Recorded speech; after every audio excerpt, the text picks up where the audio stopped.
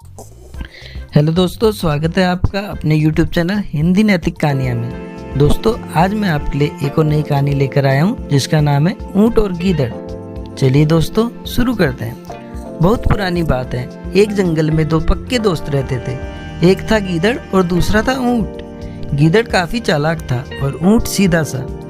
ये दोनों दोस्त घंटों नदी के पास बैठकर अपना सुख दुख बांटते थे। दिन गुजरते गए और उनकी दोस्ती गहरी होती गई। एक दिन किसी ने गीदड़ को बताया कि पास के खेत में पके हुए तरबूज हैं। ये सुनते ही गीदड़ का मन ललचा गया, लेकिन वो खेत नदी पार था। अब नदी को पार करके खेत तक पहुंचना उसके लिए मुश्किल था, इसलिए वो नदी पार करने की तरकीब सोचने लगा। सोचते सोचते वो ऊँट के पास चला गया। ऊँट ने दिन के समय गीदड़ को देखकर पूछा, मित्र, तुम यहाँ कैसे? हम तो शाम को नदी किनारे मिलने वाले थे। तब गीदड़ ने बड़ी ही चालाकी से कहा, देखो मित्र, पास के ही खेत में पके तरबूज हैं। मैंने सुना है तरबूज बहुत मीठे हैं, तुम उन्हें खाकर खुश हो जाओगे, इसलिए तुम्हें बताने चला आया। ऊँट को तरबूज काफ़ी पसंद था। वो बोला, वाह, मैं अभी उस गांव में जाता हूँ, मैंने बहुत समय से तरबूज नहीं खाए हैं। ऊँट जल्दी जल्दी नदी पार करके खेत जाने की तैयारी करने लगा। तभी गीदड़ ने कहा, दोस्त, तरबूज मुझे भी अच्छे लगते हैं, लेकिन मुझे तैरना नहीं आता है। तुम तरबूज खा लोगे तो मुझे लगेगा कि मैंने भी खा लिए। तभी ऊँट बोला, तुम चिंता मत करो, मैं तुम्हें अपनी पीठ पर बैठाकर नदी पार करवाऊंगा, फिर साथ में मिलकर तरबूज खाएंगे। ऊँट ने जैसा कहा था वैसा ही किया। खेत में पहुंचकर गीदड़ ने मन भरकर तरबूज खाए और खुश हो गया। खुशी के मारे वो जोर जोर से आवाजें निकालने लगा। तभी ऊँट ने कहा, तुम शोर मत मचाओ, लेकिन वो माना नहीं।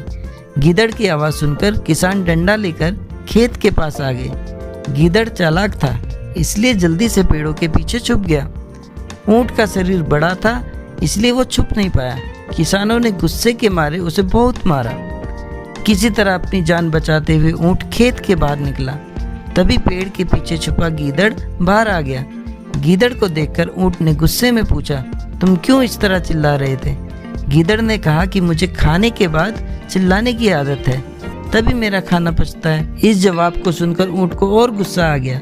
फिर भी वो चुपचाप नदी की ओर बढ़ने लगा। नदी के पास पहुंचकर उसने अपनी पीठ पर गीदड़ को बैठा लिया। इधर ऊँट को मार पड़ने से मन ही मन गीदड़ खुश हो रहा था। उधर नदी के बीच में पहुंचकर ऊँट ने नदी में डुबकी लगानी शुरू कर दी।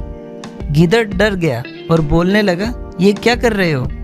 गुस्से में ऊँट ने कहा, मुझे कुछ खाने के बाद उसे हजम करने के लिए नदी में डुबकी मारनी पड़ती है। गीदड़ को समझ आ गया कि ऊँट उसके किए का बदला ले रहा है। बहुत मुश्किल से गीदड़ पानी से अपनी जान बचाकर नदी किनारे पहुंचा। उस दिन के बाद से गीदड़ ने कभी भी ऊँट को परेशान करने की हिम्मत नहीं की। कहानी से सीख।